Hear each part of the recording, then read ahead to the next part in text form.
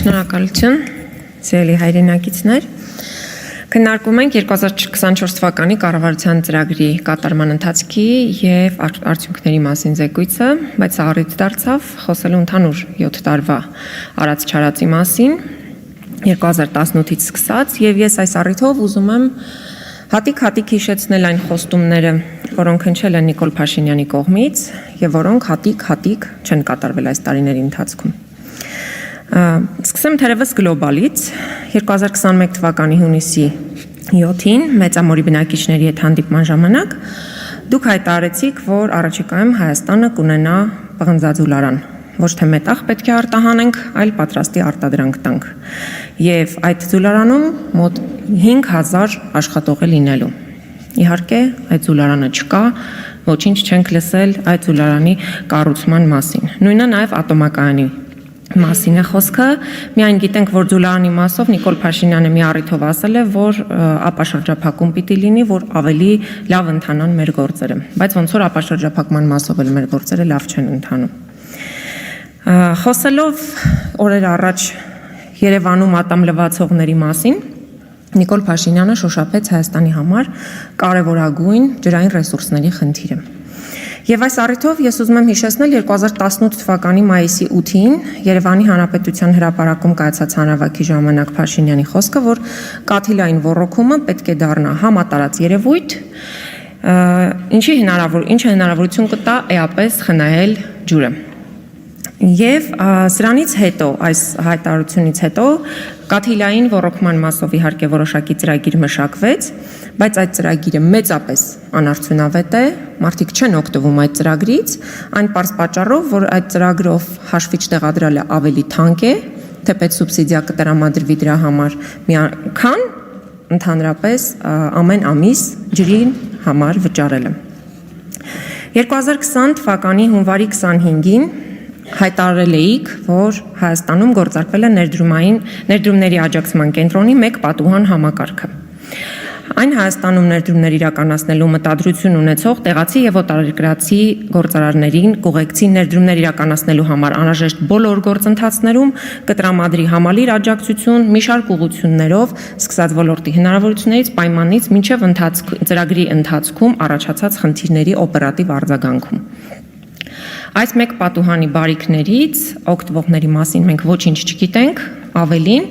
տնտեսագետները ահազանգում են, որ այդ 1 պատուհանը որևէ դեպքով չի օգնել եւ չի բռնել գործարարի ձեռքը, որպեսզի զրոյից Հայաստանում ստեղծի տնտեսություն։ Եթե կան այդպիսի արդյունքներ, կխնդրեմ ներկայացնեք։ 2018 թվականին Ֆրանսիայի հրապարակում հայտարարեցիք, որ պետք է Հայաստանում ձևավորվի հակակոռուպցիոն ունիվերսալ մարմին, որը պիտի ղեկավարի միայն ընդդիմությունը, եւ այսինքն ընդդիմությունը առաջադրի հակակոռուպցիոն մարմնի ղեկավարի թեկնածու։ Բայց սա մեծ խաբեություններ եւ հակակոռուպցիոն մարմինը միանձնյա որոշեցիք դուք, նշանակեցիք դուք, օրենքը բերեցիք դուք, ներկայացրեցիք, SMS-ով էլ գործից հանեցիք վերջերս։ Ու նորից մյուսը նույն ընթացակարգով նշանակվեց պաշտոնի։ 2018 թվականի ապրիլի 15-ին Ֆրանսիայի հրապարակում դարձյալ հայտարարեցիք, որ պետք է ստեղծվի ընտրական հանցագործությունները հետաքննող մարմին, որի ղեկավարի թեկնածուն պետք է առաջադրի ընդդիմությունը կամ ընդդիմադիր խմբակցությունները կոնսենսուսով։ Բայց այս համակարգն էլ որպես այդպեսին չի գործում, չկա, չի ներդրվել։ Իմ հայրենի Գեղարքունիքի մարզում քարոզարշավի ժամանակ շատ ցանկալի հայտարարություն արեցիք, որ Սևան ազգային պարկի տարածքները, ինչ որ պաշտոնյաներ բաժան են արել, ծիծաղելի գումարներով վարձակալության են տրված, եւ իմ առաջին հանձնարարականներից մեկը լինելու է, որ տրամաբանական վարձավճարներ սահմանվեն, Սևանալիճը պետք է դարձնել բարձրակարգ տուրիստական գոտի, եւ առաջին պայմաններից մեկը, որ այդ ցանցային ցանկապատներից ազատվի Սևանալիճը։ Գնում ես, քայլում ես ափով, մեկ էլ տեսնում ես չափառ է դրված։ Բայց այս տարիների ընթացքում դուք գործնականում ոչինչ չարեցիք Սևանալիճը այդ չափառներից ազատելու համար։ Ավելին, 2022 թվականին ձեր իշխանության տարիներին, ձեր մարզպետ Գնել Սանոսյանի թույլտվությամբ եւ շրջակա միջավայրի նախարարի համաձայնությամբ, ինչպես նաեւ Սևան ազգային պարկի համաձայնությամբ, Կապավոր ՍՊ ընկերության տնօրենների խորհրդի նախագահ Արման Հակոբյանյանը կառուցեց շքեղ առանձնատուն Սևանա լճում եւ դրեց մի նոր չափար Սևանա լճում։ Լճի ափին ներողություն։ Մի թերևս չհասցնեմ, լավ, առաջ անցնեմ, հատիկ-հատիկի արդյունավետության մասին երկու օրինակով եմ ուզում խոսել։ 2019 թվականի շատ եմ այս մասին խոսում իմ տարբեր հարցազրույցներում, 2019 թվականին Golden Palace-ը Թալանչի Արմեն Ավետիսյանից վերցրեց պետությունը 15.8 միլիարդ դրամ ներողություն արժեքով։ 2 ամիս անց աճուրդի հանվեց, բայց աճուրդի հանվեց 7.5 միլիարդ դրամով։ Հետո դրանից 2.5 տարի անց մեծ դժվարությամբ վաճառվեց այն վերջապես Project Invest ընկերությանը, էական չի ով է, թեպետ մենք գիտենք, որ նա այս իշխանությունների սրտի գործարարն է Նարեկ Նալբանդյանը, եւ ի վերջո 15.8 միլիարդ դրամ արժողությամբ Golden Palace-ը Նարեկ Նալբանդյանը գնեց 5 միլիարդ դրամով, ընդ որում մարելու տարբերակով, որ մինչև 26 թվականը ամեն տարի 1 միլիարդով վճարի։ Նույն պատկերն է նաև հատիկ-հատիկ Range Rover-ի իրավիճակը, իհարկե դա նվիրատվություն էր էլի, բայց 10 միլիոն դրամի փոխարեն վերցված Range Rover-ը աճուրդի է հանվել 5.5 միլիոնով։ Այսինքն այս տնտեսական հաշվարկներով սենց ենք հատիկ-հատիկ հարստացնում մեր երկիրը կամ թալանը վերադարձնում ըստ արդյունավետության։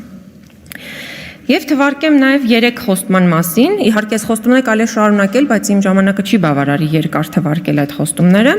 2018 թվականի նոյեմբերի 28 Լոռի, Վանաձոր հայտարարեցիք, որ հայ-էլեկտրոգործարանի տարածքը հայ ներդրողի կողմից արդեն վերցվել է եւ մեքենաշինական ոլորտի գործարան կկառուցվի, որտեղ մի քանի 100 աշխատակիցներ կաշխատեն, բայց այդ գործարանը չի կառուցվել։ Նույն քարոզարշավի ժամանակ հայտարարեցիք, որ 3 մի ներդրող մոտեցավ ինձ, ասաց, որ Կոտայքում ադամանդագործության ոլորտում ադամանդների մշակման մեծ գործարան ունի եւ մեծ ներդրում է անելու, որ կբացվեն նոր աշխատատեղեր շուրջ 2000, բայց այդ խոստումն էլ կյանքի չի կոչվել։ Այնպես ինչպես Սևանում Շաքարի գործարանը չի բացվել, որը էլի 2018-ի նոյեմբերի 20-ի խոստումներից էր։ Գավառում հայտարարեցիք, որ Ծովազարդ գյուղում տեքստիլ գործարան է ստեղծվելու 400-ից 600 աշխատատեղերով, բայց գործարանը չի գործում, ներդրում չի արվել, ֆաբրիկայի տարածքն էլ դատարանով սնանկության կառավարչի կողմից օտարվել է, այսինքն այն ինչ որ նախկինից կար, դա էլ հիմա չկա։ Եվ ինչ է ստացվում, որ կենցաղայինից սկսած մինչև գլոբալ հարցեր մենք ունենք չկատարված խոստումների հսկայական փունջ եւ մենք գործ ունենք այն իրավիճակի հետ, որ Հայաստանը կառավարվում է ստի միջոցով։ Դուք ստացել եք մարդկանց վստահության քվեն, բայց շարունակում եք խաբել քաղաքացիներին։ Եվ ել չասեմ, որ դուք եկել եք կոռուպցիան, թալանը, ամենաթողությունը վերացնելու համար, բայց կոռուպցիան, թալանը եւ ամենաթողությունը շարունակվում են ձեր օրերում, որի մասով ես գլխավոր դատախազի զեկույցի ժամանակ կներկայացնեմ փաստարկված, ինչպես նախորդ անգամ եմ ներկայացրել եւ նաեւ հաշվետվություն կուզենք, թե ինչ է արել նախորդ կոռուպցիոն բացահայտումների առիթով տիկին դատախազը, բայց փաստ է, որ ամենամեծ փոշիացած ծրագիրը Անիֆի հիմնադրամի գործը շարունակելու է մնալ ձեր ամենագլխավոր կոռուպցիոն գործարքը, որից դուք չեք կարող խուսափել, որովհետև դուք եղել եք այդ ծրագրի գլխավոր դերակատարը։ Շնորհակալ եմ։